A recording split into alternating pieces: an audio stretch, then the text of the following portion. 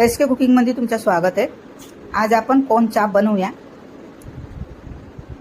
कोन चाप त्याच्यासाठी हे बघा, मी कोथिंबीर, कांदा आणि कोन घेतलेत, 3 बटाटे उकळून घेतलेत। आता हे सगळं मी कोनला कापून घेते, सगळं काढून घेते बघा। आता याच्यात टाकूया आपण बटाटा किसून, मिरची तिखटच्या हिशोबाने तुमच्या हिशोबाने टाकू शकता। कांदा मी बारीक कापून घेतलेत आणि जे आपला घरचा जो बेसिक मसाला आहे तो धना पावडर, जिरा पावडर, लाल मिरची,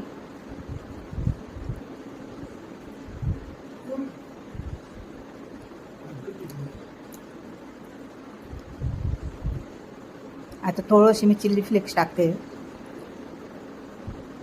आणि मी आमचूर पावडर घेतलाय 1 चमचा भरून, मीठ चवीप्रमाणे, शेंदा मीठ,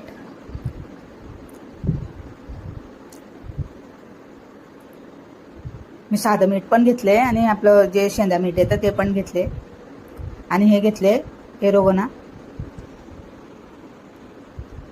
आता कोथिंबीर, याच्यात आपण नंतर चीज टाकणार आहे। थोडं मिक्स करून घेते, थोडंसं कॉर्नफ्लोअर टाकते म्हणजे 2 चमचा भरून बँडिंग करायला। कॉर्नफ्लोअर न असलं तरी तुम्ही तांदळाचं पीठ टाकू शकता।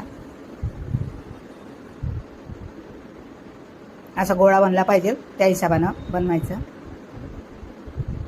आता हे मी मोझरेला चीज घेते, याच्यातच मिक्स करून घेऊया आपण। थोडंसं हाताला पाणी लावून, आणि हे माझ्याकडे अशा कुल्फीच्या काड्या आहेत त्याला लावते मी। याला कोन चाप बोलतात, काय बोलतात माहीत नाही, पण मी ठेवलंय माझ्या हिशोबानं नाव कोन चाप। आता हे असेच कोन आपण सगळे चाप बनवून घेऊया।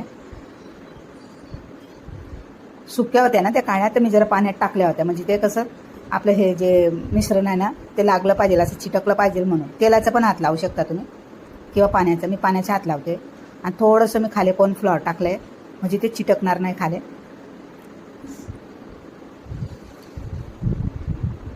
आता तळून घेऊया आपण।